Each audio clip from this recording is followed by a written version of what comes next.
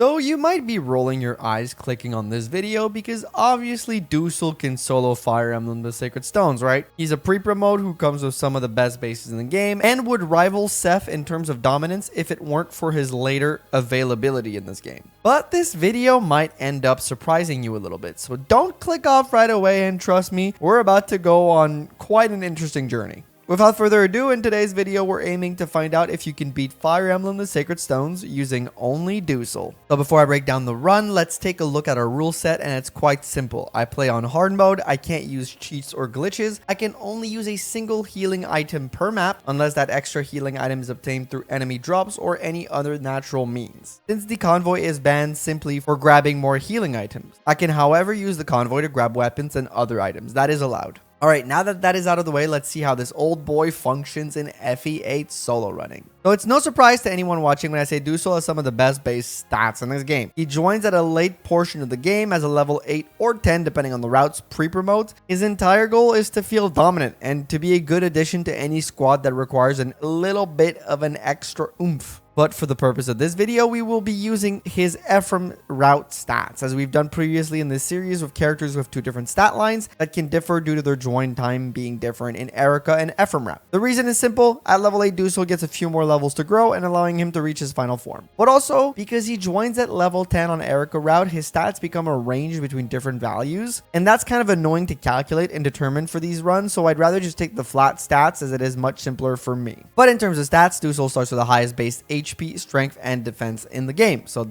pretty impressive. And you'd think that with such formidable bases, the game may have given him some awful growths to go with that, but not exactly. Duessel has a really high strength and defense growth, which are not the highest in the game, but they are in that upper echelon and upper tier for sure. His HP, skill, and resistance growths are close to what I'd consider the average in this game. Where he'll truly falter is in his speed growth at 30%, which isn't the worst, but also kind of meh, you know, it's kind of like not that impressive. But his worst growth is actually luck, which he shares the lowest in the game with Null and Kyle. So, you know, he's not keeping great company down there. Null, go away. You'll have your moment later in the video. This isn't about you, man. Can you even believe that guy always looking to be the center of attention? So it's okay. We'll take care of him later. Back to the topic at hand, Duessel won't have horrible growths on paper. The one worry is you'll only get 12 levels to hit those growths. So the odds are still not necessarily in his favor. As if he gets screwed this run, it might get a little tougher than we thought it would initially. But I guess we'll have to play the game to find out. So I won't lie to you, the early game is not interesting. Duessel mows through the early chapters quite quickly due to his high damage, great defense, access to hand axes. The one thing is he'll do so quite slowly.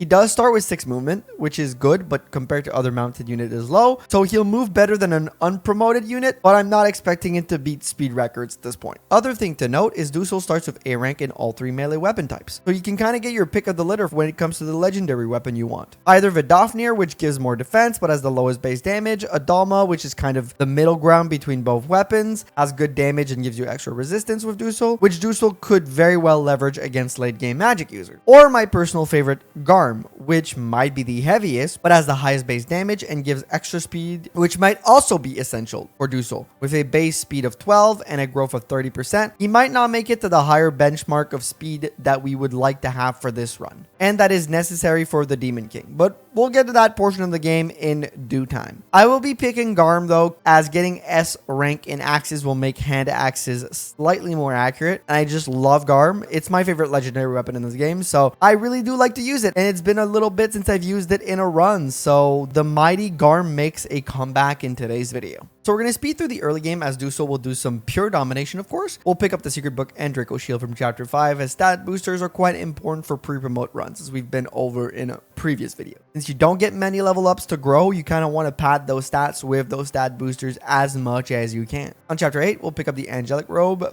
but a thief will steal it from us as Duessel only has 13 speed, which doesn't really happen often. I will then reset the map to get the angelic robe back because Duessel requires at least 1 to max out his HP. Since he only gets 12 level ups, even if he gets perfect in HP, he won't have maxed out HP stats. So you kind of want at least 1 angelic robe in the run, and I'd rather get it early so I kind of know where I'm standing when I reach level 20. On our reset, we'll be fine. We'll kill the thief, he won't steal the robe, and we'll be able to move on to the route split once we've killed Tirado. On chapter 9, I do want to make a quick stop because when it comes to higher base movement characters, sometimes it is possible to grab the Draco shield on the left side house, but with only 6 movement, Duessel can't get that far. But also additionally, due to his low speed of 13, well, he won't even double some of the mercenaries on this map. So he'll get slowed down by having to fight the enemies over multiple rounds of combats. This speed deficiency will be something to keep an eye on in the future, but for now, we'll help it along by getting Amelia's Speedwing on this map, which will bump it up quite a little bit and help us out. Chapter 10 provides us with the goddess icon and the same issue as last chapter, where most sword units will not get doubled by Duessel. Another important thing to zone in on here is Pablo's fight. While we do beat him easily, he's a pretty good benchmark to assess how future magic user fights will go, and Duessel's low dodge and res paired with pretty middling luck makes him quite susceptible to bad scenarios happening with magic, as we can see. But nothing is major so far, especially in the Pablo fight. We easily handle him, but it is something to keep an eye on, I would say. The next chapters will always be a breeze as monster units are not scary. We'll pick up a second secret book and our first energy ring. Following that, chapter 13 will be the usual quick clear as we rush down the boss to clean up this map. So moving on to chapter 14, we get a second energy ring which will bump up our damage. And before we look at the Carlisle fight, we finally reach level 20, which is I think is the quickest a unit has reached max level on the promotion in one of my runs. But with only 12 level ups to gain, that still feels weirdly late. Kind of a testament of how much experience pre-promotes can gobble up early on as they gain like 1 to 3 experience points per kill. This run kind of shows that it still takes a while to raise them up in those early stages. Let's look at how the old man is doing, shall we?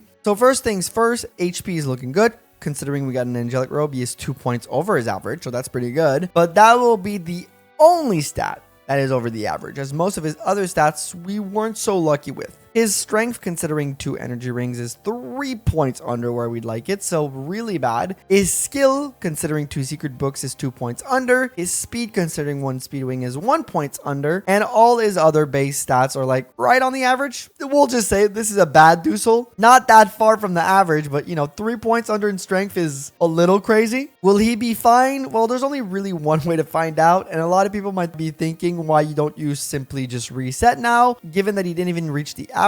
Well, the reason I don't reset is my goal of these runs is to try to do them in as close to one try as possible. So getting bad stats is just kind of on par for the course. When playing Fire Emblem, it's part of the RNG. It's part of the game's experience. You can't necessarily always get your way with stats. And honestly, I also really like to know if a character can complete the run with below average stats, as that kind of says a lot about their performance as a solo run unit. And it's also the reason I don't add an average level up patch that would guarantee the averages, because sometimes some characters need the opposite of that and they need to be above average to make it happen. So that's why I don't necessarily reset or give the characters their average growths when it comes to level ups. I kind of want the RNG to still play a part, as it is a part of Fire Emblem, but also sometimes you need to get extremely lucky for some characters, and it also just feels more genuine that way. But either way, by this time in my game, Duessel had been so dominant that in my head, even with the below average stats, there shouldn't have been no worries for him, since he had been doing pretty well overall, just generally speaking. So much so that you can see him even manage to eat a crit from Carlisle before dispatching of him, so I wasn't really worried about Duessel by this point. So with that being said, we move on to the tougher part of the run, with the endgame looming ahead of us.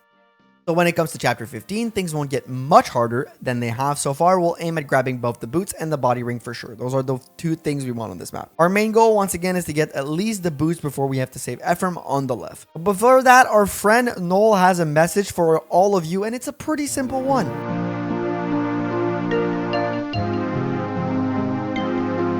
Thank you, Noel, for shilling out some merch for me, but now you're already dead. So hopefully you caught that message. It was quite important. But thanks, Noel. And anyways, bye-bye, Noel. Honestly, this map won't be too hard to handle. We'll get the Swift Soul and the body ring and call it a day once both Calic and Valter have both met their demise in a pretty easy and simple fashion, because Duessel is looking really good. Now on to chapter 16, where we'll want to grab the talisman to help our resistance a little bit. And also, if we can, the Tomahawk, as it is a pretty potent range weapon, especially in the later half of the game when units have a little bit more defense. And quickly on this map, I'll realize that being careful and playing it slow will most likely be a huge boon, as Duessel's dodge rate against the 2 long-range sages won't be that good. It's actually pretty abysmal, and quickly we'll take damage from them, which will cause us to game over. So our first game over. Interesting. I'll readjust my strategy a tiny bit while I still decide to rush through the center of the map. Once I've obtained the talisman on the right side chest, I will sit on one of the pillars, dropping the bolting sage hit rate in the low 20s, and wait that part out. Once all the reinforcements are dealt with, I will be able to move forward and kill the Purge one, hopefully quickly. However, I make a tiny mistake here and let one of the thieves steal my Hooplan guard, and weirdly enough, it doesn't become a droppable for some reason. I don't get that part out, but I opt to move on without it, hoping I don't get hit by low percent crits, which can happen. But you know, at this point, I'm still pretty confident in Duessel's overall performance going forward. So we move on to Orson, send his ass to join his late wife in the grave, and move on with our lives, unlike Orson and his wife. Boom. Roasted. So chapter 17 won't be too long, as it really is a question of getting to Lyon, but we'll take our time with it since I want to get the brave axe from the hero that drops it, and doing that little adjustment does cause a lot of reinforcements to be able to surround us, making us lose a little bit of time. But the brave axe does come in handy later in the game, but we'll finish this map with not much issues other than Duessel not easily one-rounding some of the higher HP units, which starts to become a little concerning. But we make our way to chapter 18 nonetheless.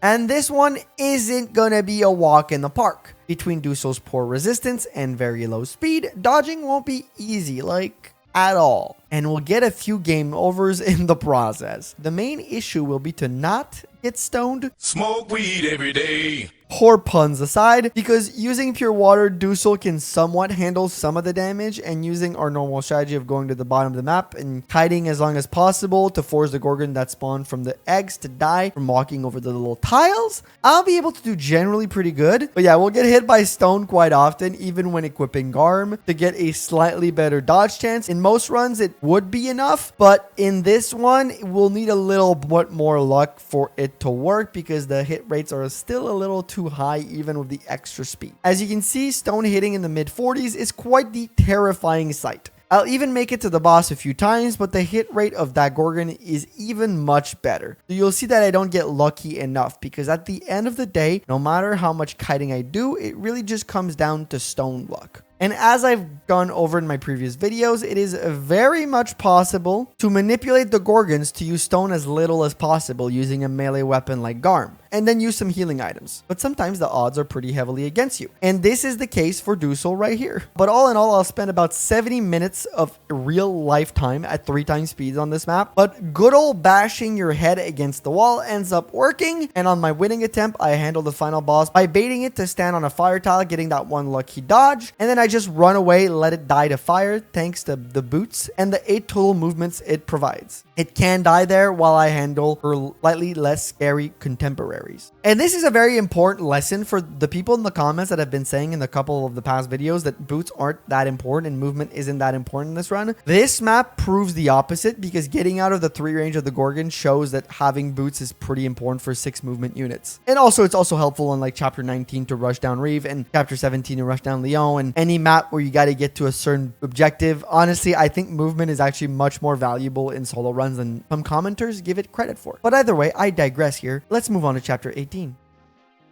And this one isn't tough. However, Duessel's low speed does come back to bite us in the butt a little bit, and we can't take out the heroes or the sword masters in 2 hits because we don't double them. So we get surrounded before we can even rush down Reeve, because if you didn't know, beating him ends the map early. So we kind of like to do that to save some time and some turns. So we'll have to change our strategy a little bit, because while this isn't a huge issue, it's a slight time loss for Duessel. So we'll readjust and rescue Mansell and sit on the throne and wait out the survive map. That's also another way you can do it. And we can move on to the final little bit of the game. Going into this chapter, I've stocked up on hand axes, javelin, killer weapons to give Duessel a chance. And I'm truly shocked by how this map goes. We actually get a few game overs, the first couple being because of the few Gorgons that are on this map. We get another one much later on because Duessel isn't one-rounding enemies effectively with a hand axe or the javelin. It causes a bottleneck around him a few times and makes him move very slowly through the map. And while the force or hill tiles help a lot with his dodge rate, we still end up facing most of the reinforcement groups. And there are a ton on this map. This map just sends a ton of reinforcements at you. And when you get to the round of the big evil doggos, their hit rate isn't half bad. So it becomes a little scary as they chip Duessel down very slowly but very effectively, making me run through all my elixirs so we catch another game over before even getting a chance at Morva. And we have to reset a few more times after this, and resetting this map is very rough because it takes forever forever to get through it. So I was starting to get very ticked off at Duessel because for how well the early game went, I currently have about 2.5 hours of footage just for around 2 maps. And that's, again, at 3 times speed. This isn't really boding well for him in the final maps, but I finally get to kill all the doggos in the slowest possible way by standing on the hill and just slowly hoping to hit and to dodge enough.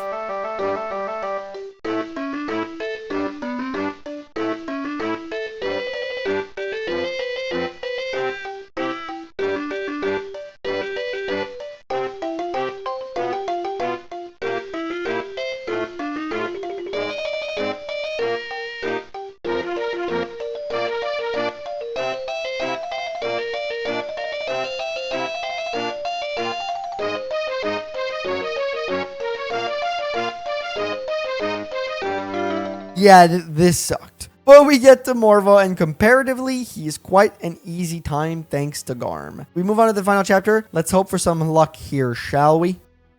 So I'll cut right to the chase here. Duessel will not have a good showing on this map, like at all. Like his speed is so bad, he might have one of the lowest dodge rate overall on this map I've seen. The first challenge is the zombie dragon, which we can't one round. That sucks. So either we bait him with the tomahawk, burn an elixir before going back to finish him off with Garm, but that means we have to take 2 hits from him. So not fantastic, since we don't one-tap the zombie dragon. The other strategy is to attack him and hope for one of 2 things. Either a critical hit, one-tapping him, and hopefully saving us an elixir completely, or the other option is at least dodging him 1 time, leading us to still have to use an elixir, but only 1. It's not ideal, but it's a little bit better than the first scenario. The main issue of those strategy is that Duessel is like 6% crit, and the zombie dragon is like 80% hit rate. So both strategies require an immense amount of luck, yet you'll see in my attempts that I elect to go for luck over the tomahawk play. Why is that? Well, we'll skip a little bit ahead to the next challenge of this map, that being Leon and the Gorgon, and you might understand a little bit better. The main issue is that the Gorgons all have around high 50s to low 60s in percent chance to hit. So we won't get out of that part without taking damage realistically. So hopefully we get lucky earlier because we're going to get hit a bunch. But most importantly, while they are scary, our good friend Leo number 2 here is kind of a huge problem because Duessel's resistance is too low. Normally into Leon being able to tank 1 hit with pure water active is a great strategy to maximize the damage on him, since dodging him is never an option, or very rarely an option. So Duessel can't rely on attacking him on player phase and then fighting him on enemy phase without having to heal, meaning we have to rush our actions more, and if we have to fight him, we have to attack him twice and heal in between. So what I'm trying to say is we need luck on every single level before we even get to the Demon King. So it's very easy to burn through all our healing before that.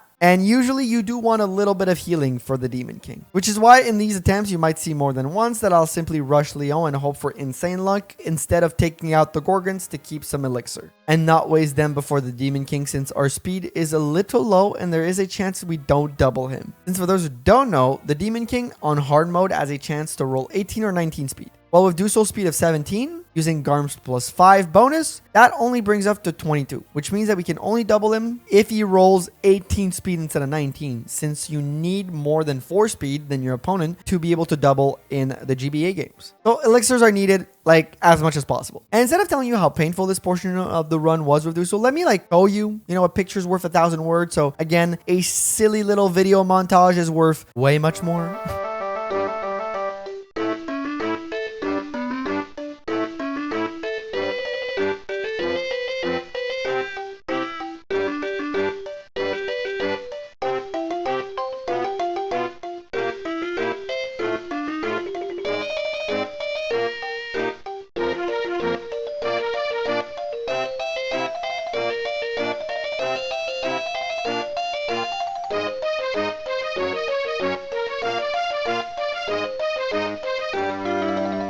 So yeah, that's a lot of failures, like around 2 hours of real-time footage at 3 times speed of failures. And you may have noticed that none of those attempts include the Demon King. That's because in almost 2 hours, we didn't reach him a single time. It was painful. So Duessel was doing really good at first, and here, well, he's not doing so good, I would say. He's doing, I don't want to say even worse than Salah, but maybe? Which was a tough run overall in the end. But I have been trying to rush like a little too much, so let's give our Duessel another chance, but a little differently. We'll make sure to take things a little slower. And to begin this attempt, we get the coveted crit on the zombie dragon, making short work of him, and being able to move on to the Leo and the Gorgons without using healing yet. We took a little bit of damage from the Devgoyles, but hopefully it'll be fine. So we dodged the first 55% after using our pure water, and the other Gorgon slithers are way towards us at 63% chance to hit, and it should hit, but no, we dodge. Awesome, good start. So now the plan will change a bit. Instead of rushing Leon, we go to kill the first Shadow Shot Gorgon. Since we dodged twice, we can survive both a Shadow Shot and the second Gorgon coming to attack us. One of them hits, as you can see, but it's fine. We can now finalize the second Shadow Shot Gorgon. The one issue with that is the evil doggos will counterattack us after that, as they have pretty high hit rate and one of them doubles us. So that's not really fantastic, but we've cleared them out. And remember, we still haven't used an elixir at all yet.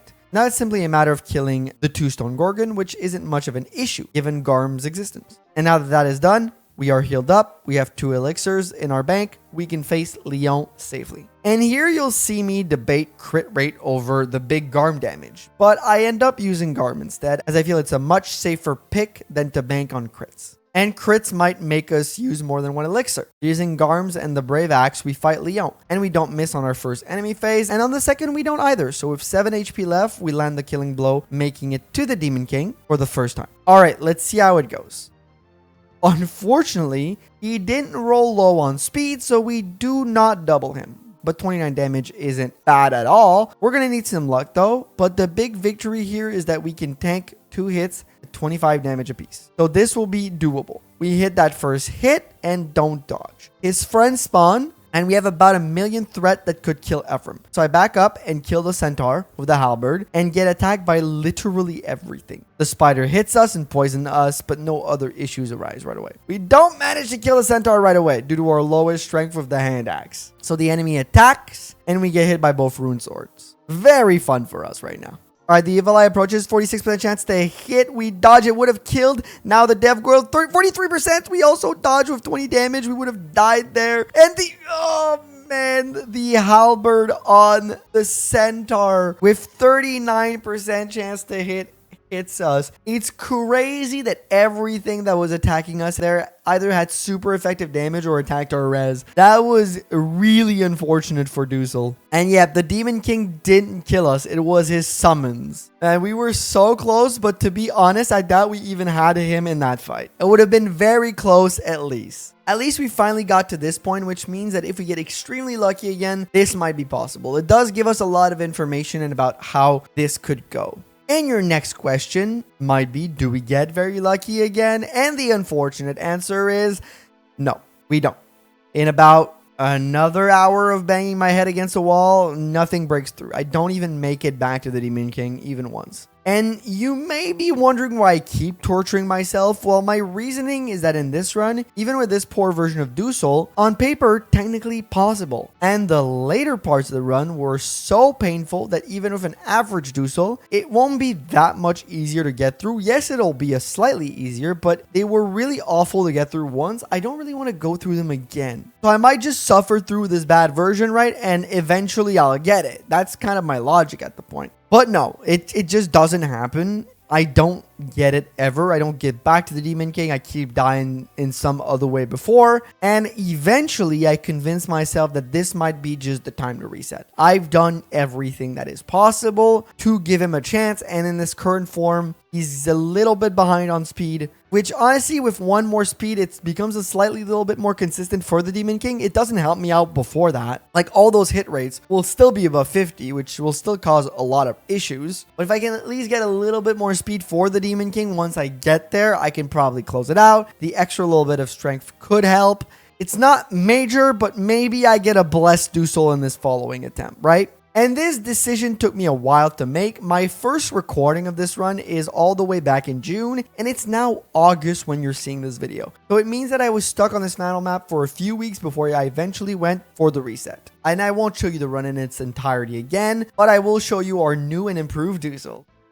And he's looking great. Considering his stat boosters, he's technically average on strength, but maxed out 28 is awesome to see. Also average on luck, which is nice. A teeny bit below 1 point on resistance and HP. This screenshot is taken before the talisman on chapter 16, by the way, so that's why he's not at 14 resistance. For his HP not being maxed out, it won't be a problem as there is an angelic rope on the final chapter that we can grab to max it out to just be safe. But where this Duessel truly shines is in his defense and skill, who will both be a point above average considering 2 secret books and 1 Draco shield. And furthermore, with a single speed wing, he's technically 3 points above average in speed, which is godly blessed. So is this an average Duessel? Nope. It's definitely an above average Duessel for sure, but we have to hope this does the job at this point, especially for the end game. Before we go there, however, I do have to say that chapter 16 and 19 went much faster with this Duessel. He could dodge and double better, so we managed to clear both of them much more quickly, since Duessel can now rush down both bosses, so we get to save a bunch on time and on turns with this Duessel. When it comes to chapter 18 though, it still takes a few tries as the Gorgons still hit him hard. The hit rates are still in the 50s for Demon Surge, while the stone hit is in the 30s this time, so it's still a little bit of a challenge that requires some luck, but it is a little bit better. We even died to a 22% horse layer very close to the end once. That one did not sit right with me at all. I can tell you I was a little dejected there. But within 45 minutes of attempt, I managed to clear this one out. So while the difficulty remains, it is somewhat lessened with this goated Duessel. As for chapter 20, it is a little slow still to move safely, but we do manage to kill Morva before the evil doggos end up chomping us down, so we make relatively good time here, but it still sucked. Alright, now that these important things are out of the way, how does this last map go? Well, in our first attempt, we walk into the zombie dragon, and our way higher speed doesn't matter too much, I guess, because it still has 73% chance to hit us. And even if we hit twice with Garm, my decomposing friend still won't die in one round here. So, luck will be needed again to hit a crit or dodge. And will you look at that, we get a crit. I'll be damned. Oh, and also important distinction to make, I also managed to not get the Hooplan guard stolen again. Not that it ever came up in the last time, I just think better be safe than sorry, right?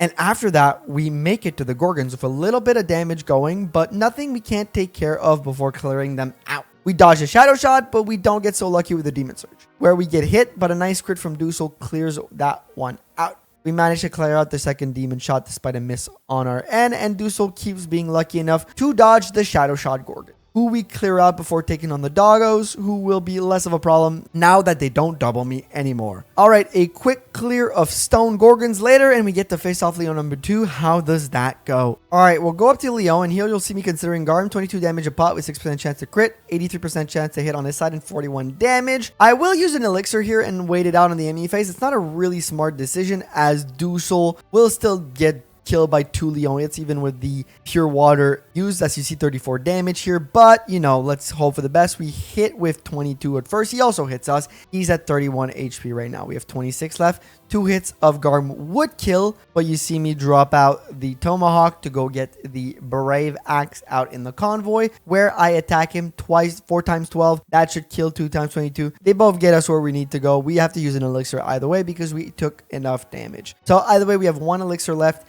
He will be cleared here without any issue because we don't have a chance to miss. No matter what happens, he dies. We beat Leo here. Good on us. In our first try, we get to the Demon King. Finally. All right, we run up to him. Seagarm, 32 damage, 2 hits, 72% chance to hit, 70% chance to hit on this side. Let's hope we hit. We miss our first hit, but we dodge it right back. Okay, at the very least, we dodge it back. It's pretty good for us, but there are a few dangerous enemies here, mainly the 2 evil eyes and the Gorgons. So let's see how we handle them. So the first thing I will do is obviously I will attack one of the evil eyes to kill them, as I'm out of the Demon King's range, and we take it out. I'll skip ahead a little bit. Some of the other enemies aren't that important. You know, they barely have a chance to hit us, and they're not that hard to kill. One of the evil eyes will be focused on Ephraim, which is kind of lucky, but at the same time, we got to be lucky because 41% chance on stone. We dodge it. Okay.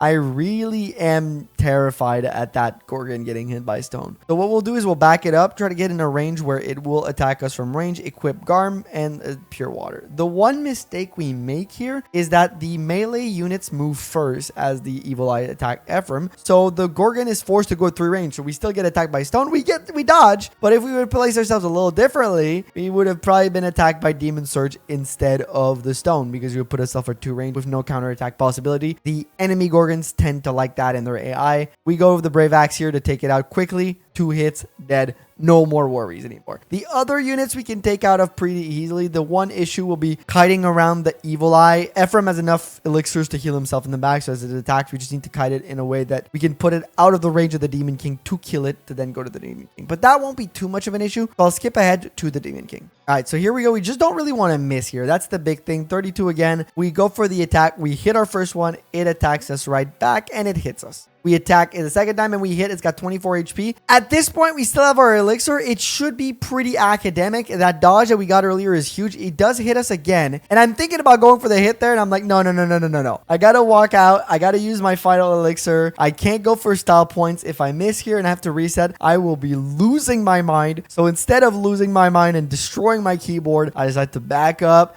heal up, attack. Got 2 chances to hit with 72. Even if we miss the first one, it's fine. But no, we hit and the Demon King is dead. This Duessel run is finally over and my nightmare has ended. I am happy to be done with this run. This one is giving me major Duessel vibes. A character that by all accounts should have performed well because of his bases, had a terrible first run due to being slightly below average, comes back in a reset with much better looking stats and does much better, but still has some of the major warts shine through in some areas that make a run a little bit scary and a little bit inconsistent. They both end up looking very similar in feel, and I don't want to penalize Duessel too much for his first run since he was below average, but he was much closer to his speed average in that run than in the second one. So it's slightly indicative of a major issue of speed and resistance, which becomes a big factor in the final map in chapter 18 specifically. These pre-promotes are hard to rank for sure, especially when situations like this arises. And a lot of people have proposed in the comments to do 2 tier lists, one of the pre-promotes and one of the non-promoted units. And that's kind of a good idea. I might end up implementing that in the future, or in a future video I might talk about it. But for now, I'll still keep them all in the same tier list, and maybe later we'll separate it. We'll make it a little bit more interesting that way. But for now, while I'm having a hard time placing Duessel, I do think these are the moments where sometimes the stats tell a little bit the tale. Despite having 6 moves minimum for all his run, amazing bases, one of the easiest early game I've seen so far, and getting a full reset to his name, Duessel still ends at a time of 8 hours and a minute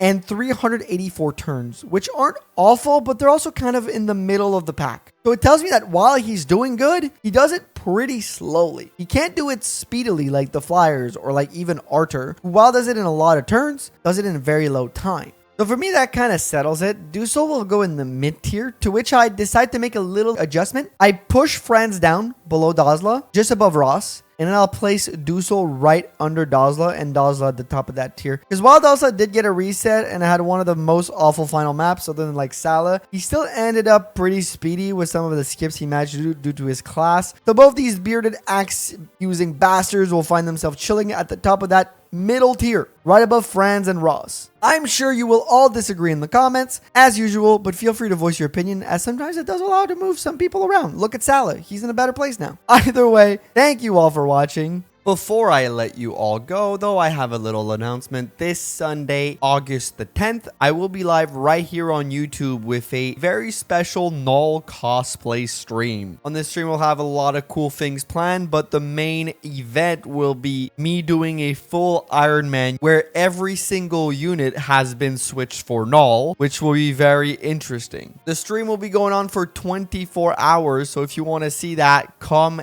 and watch right here on YouTube. We will also have a few YouTube membership and Twitch subscriber goals. See, last Sunday, it was my birthday stream and we started those stream goals, and we're going to keep them going for this weekend stream because it is very special. So come check it out, come hang out, and come help me reach those goals if you want to see me do an FE7 Archer Duo Run stream, or, you know, get a chance to win a $50 Steam gift card, or even maybe see an Elliewood cosplay stream. So come on by. We'll have a really good time. And yeah, I hope to see you all there. But in the meantime, I must thank all of y'all for watching. All my members and my Twitch subscribers. A particular shout out goes to my tier 2 and 3 members here on YouTube, those being Brawler456, Forgotten Fox, Harame, Case, Iron Wolf, no, no, no, no. Storm Eagle CH, Black Rose 32, Rogue Arcadia, Stylish 8, Grumpy Bear, and Reploid 0. Thank you for the extra support. If you want to join them, check out the join button right below. Other than that, leave a like on the video, and I hope I see you guys all in the stream on Sunday or in the next video. Thank you for watching, and bye-bye.